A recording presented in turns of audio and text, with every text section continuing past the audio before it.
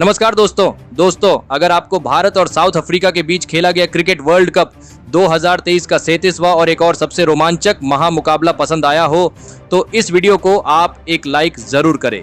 इस वीडियो का like target 400 like है, तो इस वीडियो को आप दिल से लाइक जरूर करें। दोस्तों, क्रिकेट वर्ल्ड कप 2023 के 37वें और एक और सबसे रोमांचक महामुकाबले में क्रिकेट इतिहास की दो सबसे बड़ी टीमें एक दूसरे से भिड़ी।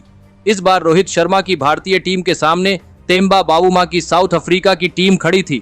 इस रोंगटे खड़े कर देने वाले महामुकाबले में भारतीय कप्तान रोहित शर्मा ने टॉस जीता और पहले बल्लेबाजी का फैसला लिया और साउथ अफ्रीका की टीम को पहले गेंदबाजी के लिए आमंत्रित किया। उसके बाद रनों की बारिश करने के इरादे से भारतीय टीम के दो बेहतरीन फॉर्म में चल रहे ओपनर बल्लेबाज मैदान में उतरे। कप्तान रोहित शर्मा और शुभमन गिल के कंधों पर इस महामुकाबले में अपनी टीम को एक विस्फोटक ओपनिंग शुरुआत दिलाने की बहुत ही बड़ी जिम्मेदारी थी और भारतीय कप्तान रोहित शर्मा ने ऐसा ही करके दिखाया और मैदान में उतरने के साथ ही साउथ अफ्रीका की वर्ल्ड क्लास गेंदबाजी के ऊपर छक्के चौके बरसाना शुरू कर दिया। रोहित शर्मा इस मुकाबले में हैरत अंगेज बल्लेबाजी कर रहे थे। पारी का 5वां ओवर डालने आए लुंगी एनगिडी के इस ओवर में रोहित शर्मा ने 2 छक्के और एक शानदार चौका लगा दिया, तो वही दूसरे छोर से शुभमन गिल भी उनका साथ बखूबी निभा रहे थे। देखते ही देखते दोनों के बीच 62 रनों की तूफानी ओपनिंग साझेदारी बन चुकी थी, लेकिन फिर पारी का 6वां ओवर डालने आए कागिसो रबाड़ा ने खतरनाक रूप अपना चुके कप्तान रोहित शर्मा को तेम्बा बावूमा के हाथों कैच आउट कर दिया। भारतीय कप्तान रोहित शर्मा 24 गेंदों में 40 रन बनाकर आउट हो गए। रोहित शर्मा के आउट हो जाने के बाद अब मैदान पर बर्थडे बॉय विराट कोहली बल्लेबाजी के लिए आए और फिर विराट कोहली ने शुभमन गिल के साथ मिलकर भारतीय पारी को संभालने की पूरी कोशिश करी, लेकिन शुभमन गिल उनका साथ नहीं निभा पाए और पारी के 11वें ओवर में शुभमन गिल को केशव महाराज ने क्लीन बोल्ड कर दिया। शुभमन गिल 24 गेंदों में 23 रन बनाकर आउट हो गए। एक शानदार शुरुआत के बाद भारतीय टीम ने अपने दोनों ही ओपनर बल्लेबाजों को खो दिया था, लेकिन अब विकेट गिरने के बाद श्रेयस अय्यर विराट कोहली का साथ देने मैदान में उतरे और फिर यहां से विराट कोहली और श्रेयस अय्यर ने भारतीय पारी को संभाल लिया और एक मजबूत साझेदारी बनाना शुरू कर दिया। विराट कोहली इस मुकाबले में लाजवाब फॉर्म में नजर आ रहे थे, तो वही श्रेयस अय्यर ने भी सेट हो जाने के बाद बड़े शॉट खेलना शुरू कर दिया था। दोनों ने अब अपनी टीम के लिए अर्धशतकीय साझेदारी बना दी थी। तो वही पारी के 29वें ओवर में विराट कोहली ने अपना इस मुकाबले में अर्धशतक पूरा कर लिया, तो वही उनकी तुरंत ही बाद श्रेयस अय्यर ने भी अपने 50 रन पूरे कर लिए। दोनों की इसी विस्फोटक बल्लेबाजी ने साउथ अफ्रीका की टीम को दबाव में डाल दिया था और फिर इसी बीच दोनों के दरमियान 100 रनों की साझेदारी पूरी हुई। विराट कोहली और श्रेयस अय्यर ने मिलकर लगभग भारतीय टीम को 227 रनों तक पहुंचा दिया था, लेकिन फिर शतक के नजदीक पहुंचे श्रेयस अय्यर को लुंगी एनगिडी ने एडन मार्करम के हाथों कैच आउट कर दिया। श्रेयस अय्यर 87 गेंद में 77 रनों की शानदार पारी खेलकर आउट हो गए, तो वही उनके तुरंत ही बाद बल्लेबाजी के लिए आए केएल राहुल के रूप में भारतीय टीम को चौथा झटका लगा। केएल राहुल को मार्को यानसन ने वेंडर दुसेन के हाथों कैच आउट कर दिया। केएल राहुल 17 गेंदों में 8 रन बनाकर आउट हो गए, लेकिन एक छोर से विराट कोहली मैदान में पूरी तरह सेट हो चुके थे और आसानी से इस मुकाबले में रन बना रहे थे। लेकिन अब विकेट गिरने के बाद सूर्यकुमार यादव बल्लेबाजी के लिए मैदान में उतरे और सूर्यकुमार यादव ने अपने ही अंदाज में मैदान में उतरने के साथ बल्लेबाजी करना शुरू कर दिया। सूर्यकुमार यादव ने आते ही लगातार चौके लगाकर साउथ अफ्रीका की गेंदबाजी पर दबाव बना दिया, तो वहीं विराट कोहली दूसरे छोर से अपने शतक के नजदीक पहुंच चुके थे।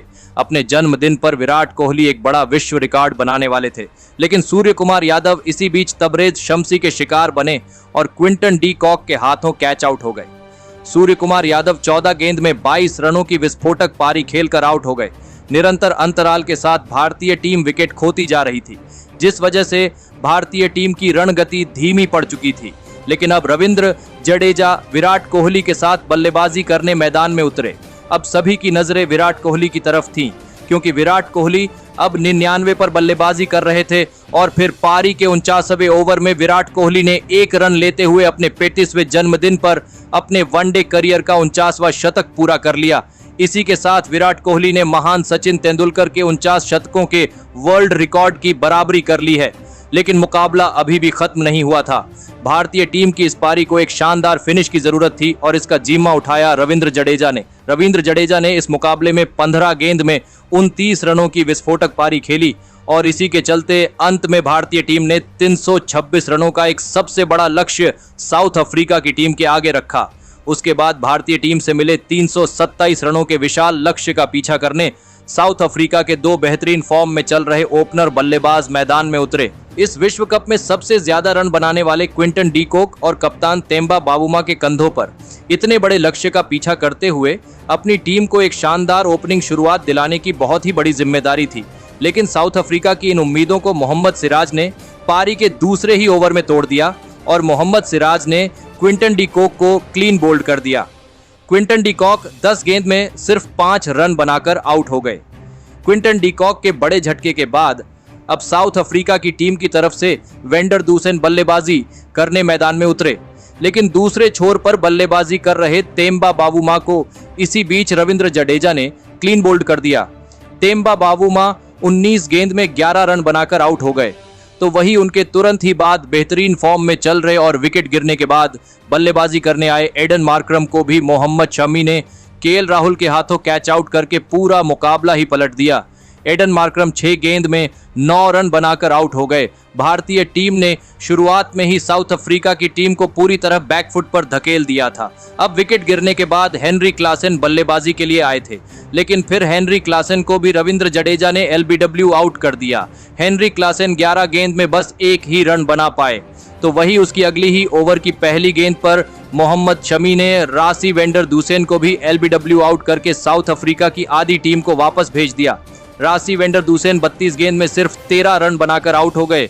भारतीय टीम की गेंदबाजी देखकर पूरी साउथ अफ्रीका की टीम हैरान थी। अब साउथ अफ्रीका की टीम की तरफ से डेविड मिलर और मार्को यानसन बल्लेबाजी करने मैदान में उतरे, लेकिन भारतीय गेंदबाजी से डेविड मिलर भी ज्यादा देर तक नहीं बच पाए और फिर डेविड मिलर को रविंद्र जडेजा ने क्लीन बोल्ड कर दिया। साउथ अफ्रीका की टीम से इस तरह के प्रदर्शन की किसी को भी उम्मीद नहीं थी। तो वही डेविड मिलर के बाद केशव महाराज और मार्को यानसन भी एक के बाद एक आउट हो गए। रविंद्र जडेजा की गेंदबाजी किसी भी साउथ अफ्रीका के बल्लेबाज को समझ नहीं आ रही थी और फिर रबाडा का विकेट निकालकर रविंद्र जडेजा ने अपने इस मुकाबले में 5 विकेट भी पूरे कर लिए और फिर आखिरी बचा हुआ विकेट कुलदीप यादव ने निकालकर साउथ अफ्रीका जैसी दिग्गज टीम को केवल 83 रनों पर ऑल आउट कर दिया और इसी के साथ भारतीय टीम ने 243 रनों के बड़े अंतर से साउथ अफ्रीका जैसे बेहतरीन फॉर्म में चल रही टीम को हराकर सभी को हैरान कर दिया। लेकिन दोस्तों, भारतीय टीम की इस जीत में रविंद्र जडेजा की गेंदबाजी ने सबसे बड़ी भूमिका निभाई। लेकिन इस भारतीय टीम की जीत के असली हीरो रहे विराट कोहली, जिन्होंने इस मुकाबले में ऐतिहासिक शतक लगाकर भारतीय टीम को इतने बड़े लक्ष्य तक पहुंचाया। विराट कोहली ने अपने जन्मदिन पर सचिन तेंदुलकर के 49 शतकों के वर्ल्ड रिकॉर्ड की अब बराबरी कर ली है। अब आगे देखना दिलचस्प होगा कि क्या विराट कोहली इसी विश्व कप में ये रिकॉर्ड तोड़ पाएंगे या फिर नहीं। तो दोस्तों, आपको विराट कोहली का साउथ अफ्रीका के खिलाफ ये ऐतिहासिक शतक कैसा लगा? आप अपनी राय नीचे कमेंट में देना बिल्कुल भी ना भूलें। धन्यवाद।